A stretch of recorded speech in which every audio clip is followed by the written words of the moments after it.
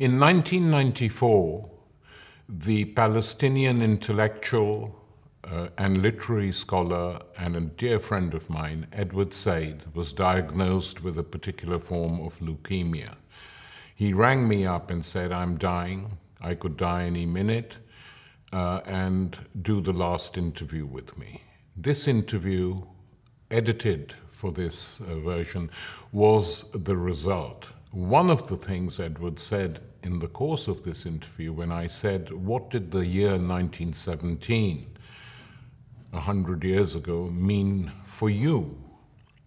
"For me," I said, "it meant the Russian Revolution." "For me," replied Edward, "it meant the Balfour Declaration and the decision of the British Empire to create Israel." And I never forgot that remark, which explained the differences between us in upbringing, and also, of course, the whole way in which Palestine was obliterated and a new state created. Re-showing this interview is a tribute to Edward, whose works still remain extremely important, and who, had he been alive, would have had many a harsh word to say about those who now equate any criticism of the Zionist project with anti-Semitism. What are the first memories you can recall of Jerusalem? Well, the house, principally, which my family lived in until we left at the end of 1947 in West Jerusalem. Why did your family leave Jerusalem? Well, most of my family left Jerusalem because they had to. Our house was in an area that was totally unprotected, and it was in an area that fell to the Haganah in, I think, February of 1948. There was, to my recollection, there was no militia, there was no organized resistance of any sort. There were homeowners in a prosperous but sparsely settled Arab suburb of West Jerusalem. In fact, all of West Jerusalem was Arab. That's not known because we hear about East Jerusalem today. But at the time, the four big districts of West Jerusalem were Arab. And we lived in the most sparsely settled one. And by the time the fighting began in the latter part of 1947, it became impossible to live there. And there was a general sense of panic. And my family left at the end of December of 47. So, and how did you take the shift from Jerusalem to Cairo? Did you prefer Cairo as a I preferred town? Cairo. I mean, Cairo for me was first of all, a much bigger city. It was a city in which I felt more at home.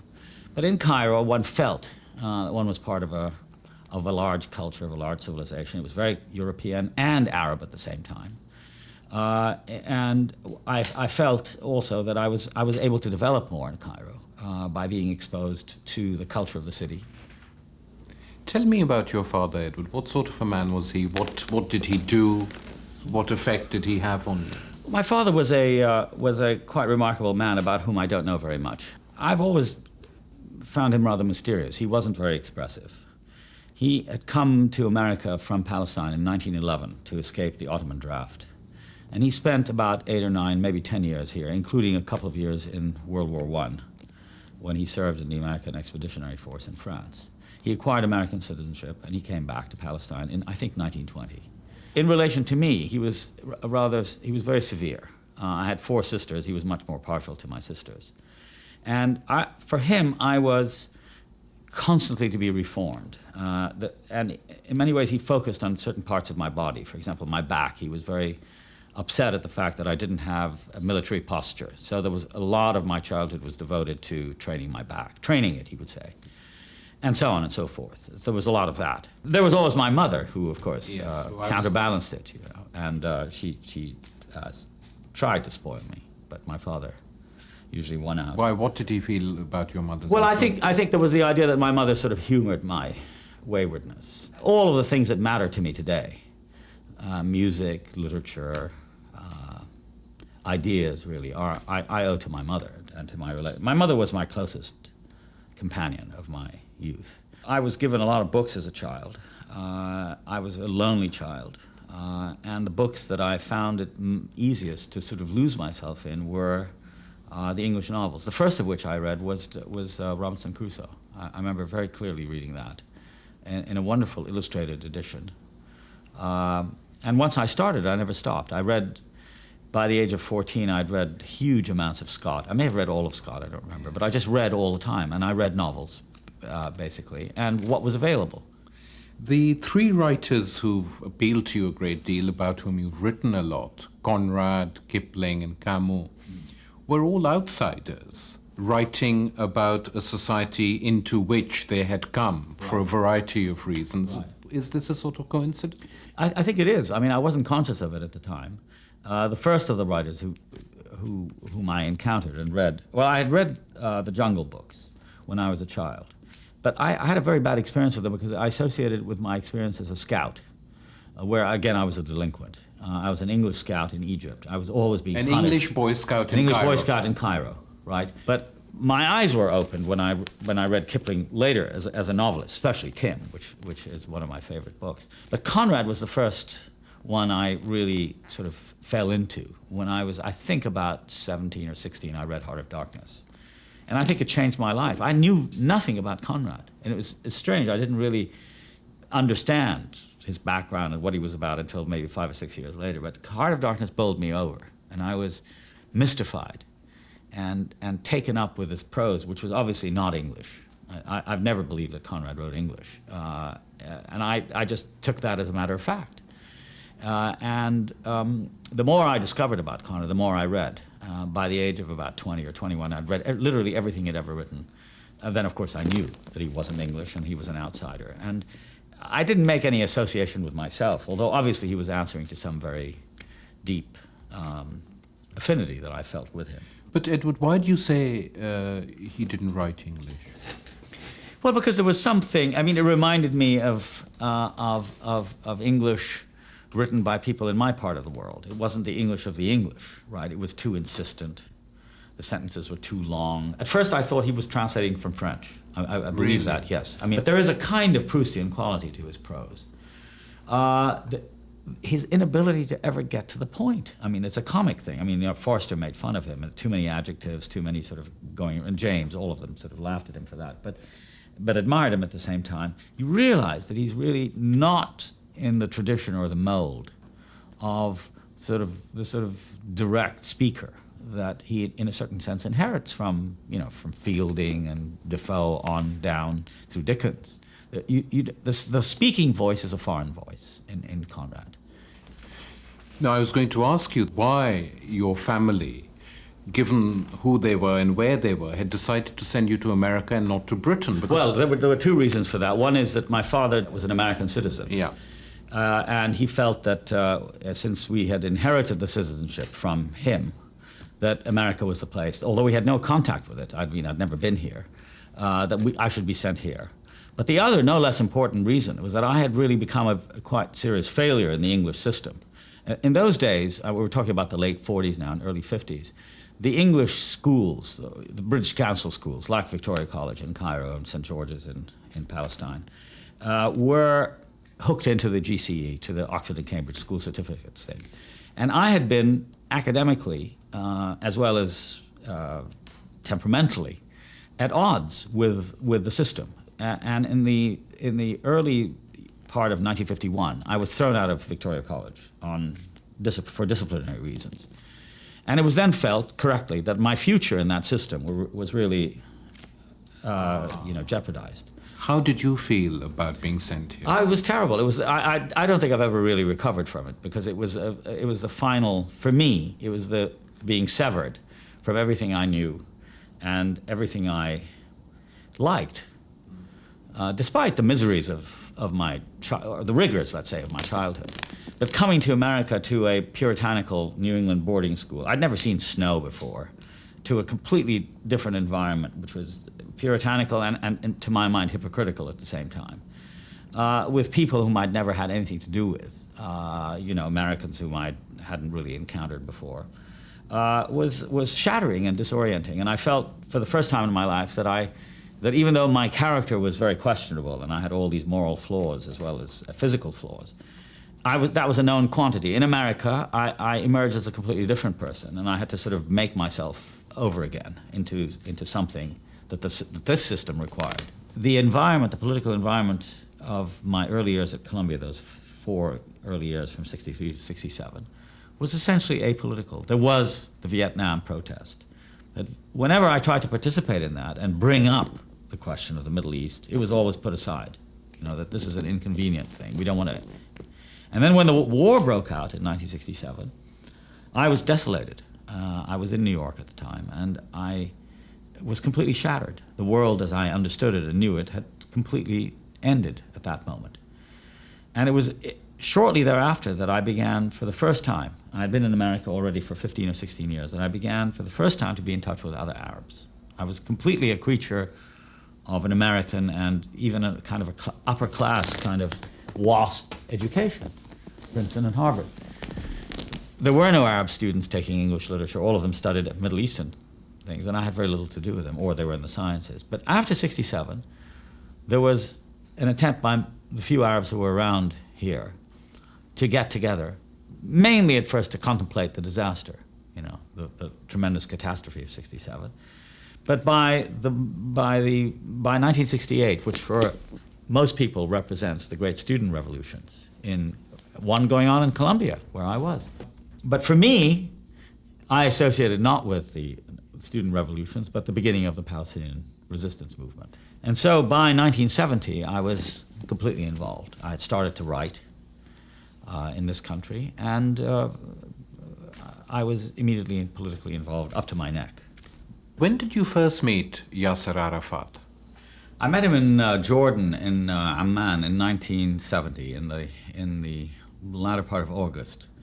But it was a very perfunctory meeting. I shook his hand, and that was about it. But I met him for a long period of time when he came to the United Nations here in November of 1974. And he had the speech that was cobbled together, and I was asked by him to put it into English, which he gave at the General Assembly. And then from then on, I started to see him regularly. And we had many, many meetings over the course of the next 8 years until... the last time I saw him in Lebanon was in the spring of '82. He was in bed. I went to visit him in one of his mysterious residences. He seemed very, very ill, and I said, it's quite clear to me that the Israelis are going to attack. And I'll never forget what he said. He said, if they want to attack, ahla wa sahla, welcome to them, let them come, suggesting that he could deal with it. And I knew from a very close friend of mine who had visited the South and looked at the PLO defenses and so on in the South, and that the likelihood of anything but a catastrophic defeat was remote. But what were the first impressions he made on you as a leader, as a politician? Oh, I was very impressed with him. I remain impressed with him. He was very, very intelligent. And he always gave you the impression that he was trying to learn. In my case, he typed me from the beginning as an American.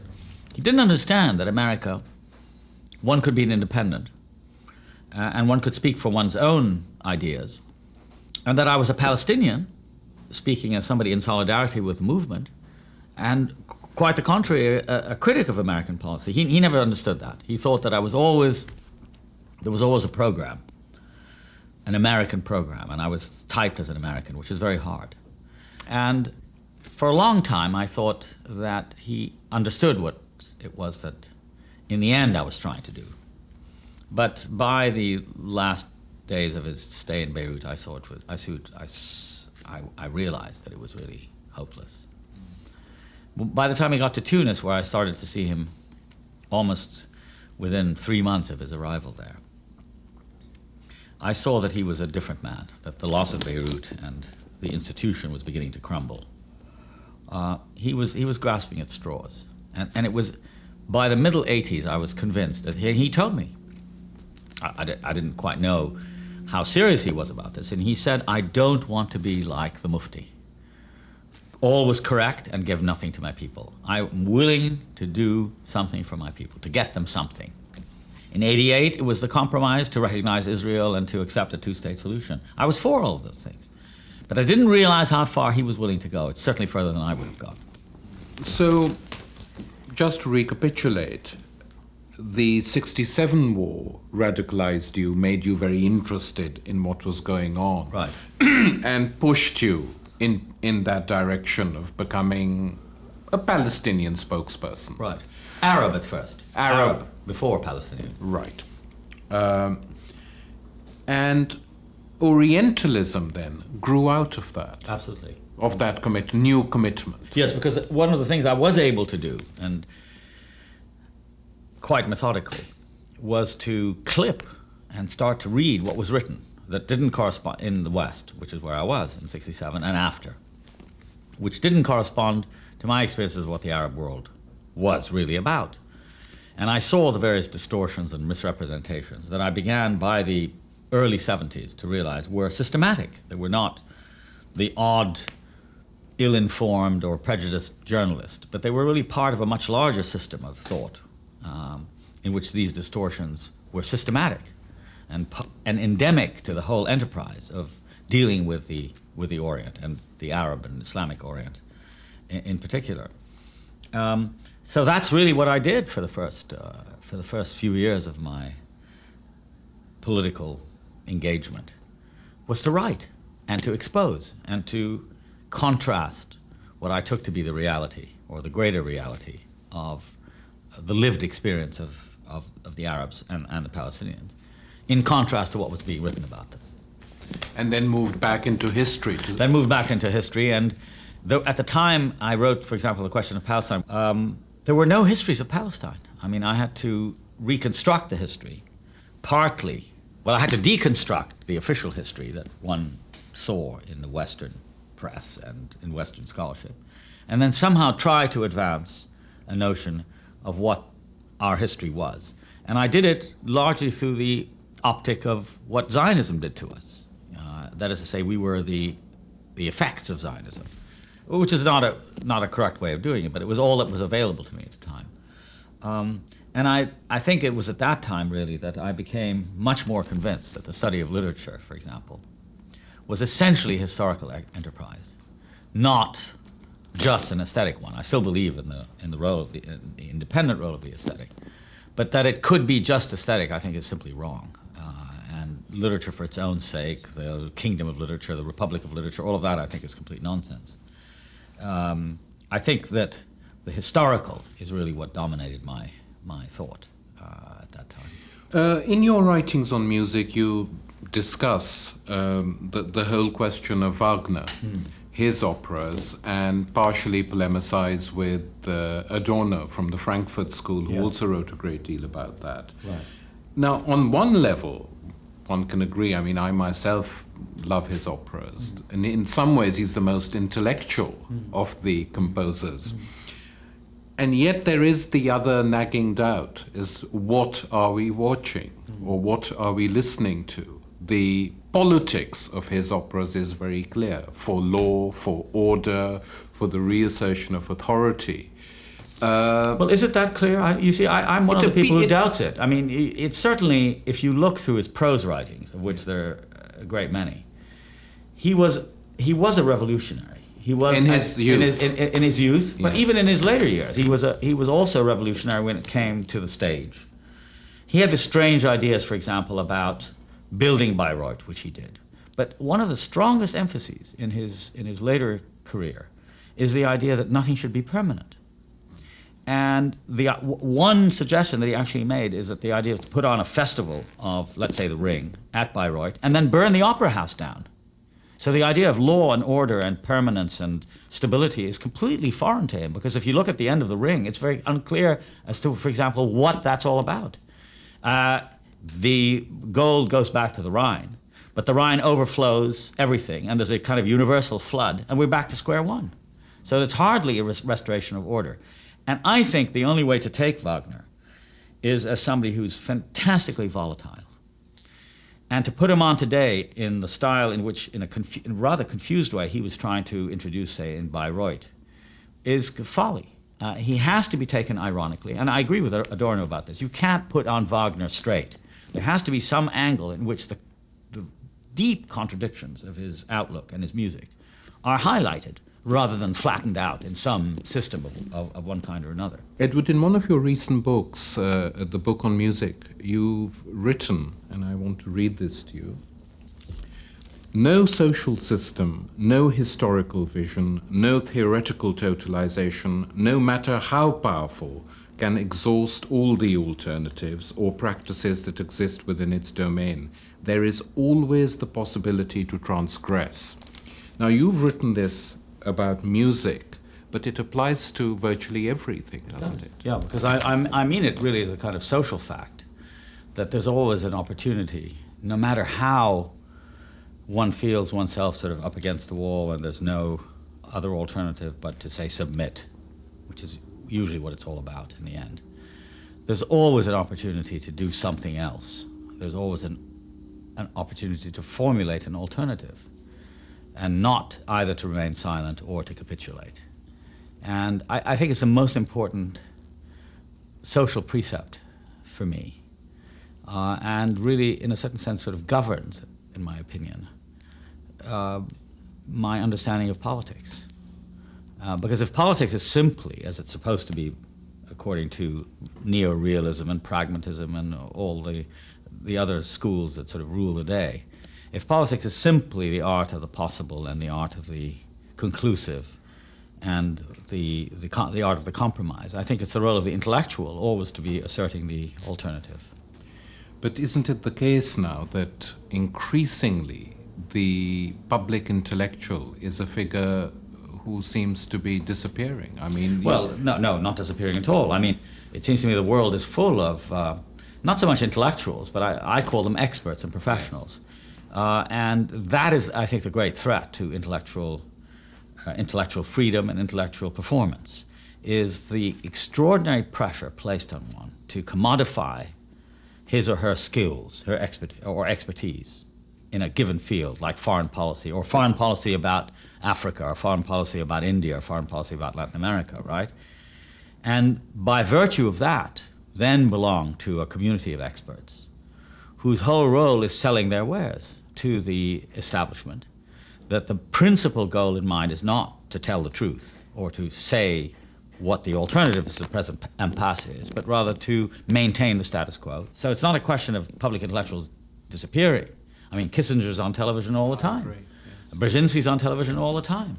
Paul Johnson is on television all the time. These are public intellectuals who talk the language of the marketplace, who represent the ideas of power that rule the world in which we live. But Sartre and Bertrand Russell are known. Exactly. It's that kind of it's a dissenting intellectual that I think has disappeared, largely because the system neither wants to nor can in the end accommodate this person. But your views on Palestine were pretty unpalatable to the establishment in this country. Yes, I mean, and they are even today with the onset of the Palestinian-Israeli peace accord. I mean, I've long been an advocate of negotiation and of peaceful settlement through negotiation of this conflict with the necessary compromises. But I never advocated a settlement that was principally dictated by Israel and the United States at the expense of our history, because I think one of the things that intellectuals have to do is to remind this basically ahistorical forgetting world, which is basically packaging the news in 17-minute segments, of the history and of the people who suffered and of the long-standing moral claims that communities make when they are aggrieved, to remind them of this fact. And now that there's been a so-called peace in effect since last September of 1993, it's virtually impossible to say anything critical of it. And are you pretty pessimistic about this process, Edward? Yeah, I mean, I think pessimistic is not the right word, because in the long run, I have some faith that as a people we will climb out of it.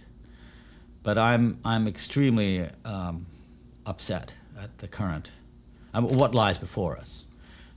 We have a leadership. I hope I'm wrong, but just on the face of it, knowing what I know, both about ourselves, our leadership, the realities on the ground are such that we have accepted, we have signed on the dotted line to something that effectively guarantees the Israeli occupation for the foreseeable future. Gaza, which the Israelis are very anxious to get rid of, has been vacated largely by their troops, and Palestinians are very glad about this, as of course we should be. But the fact needs to be remembered that they still retain 50% of Gaza. The troops are still there. They're just redeployed. Jericho is a tiny spot in the West Bank. You know, it's separated from Gaza by about 90 kilometers, all controlled by Israel.